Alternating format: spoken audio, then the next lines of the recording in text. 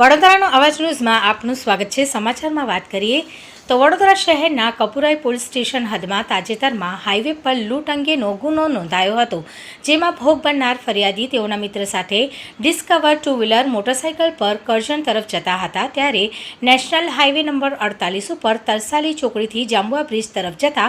Mahadev hotel નજીક કોર્પોરેશનના ઢગલા પાસે તારીખ 5 જૂનના રોજ રાત્રિના સમયે એક ઓટો રિક્ષામાં અજાણ્યા 3 ઇસમોએ આવી મોટરસાઇકલ આગળ ઓટો રિક્ષા ઊભી રાખી બોલાચાલી કરી ઝપાઝપી કરી ફરિયાદીના શર્ટના ખિસ્સામાંથી રોકડા ₹5000ની લૂંટ કરી તથા ફોન પેથી ₹4000ની રકમ ટ્રાન્સફર કરાવી આરોપીઓ ઓટો રિક્ષામાં બેસી સુરત તરફ ભાગી ગયા હતા, જે અંગેનો ગુનો નોંધાતા પોલીસે તપાસ હાથ ધરી હતી।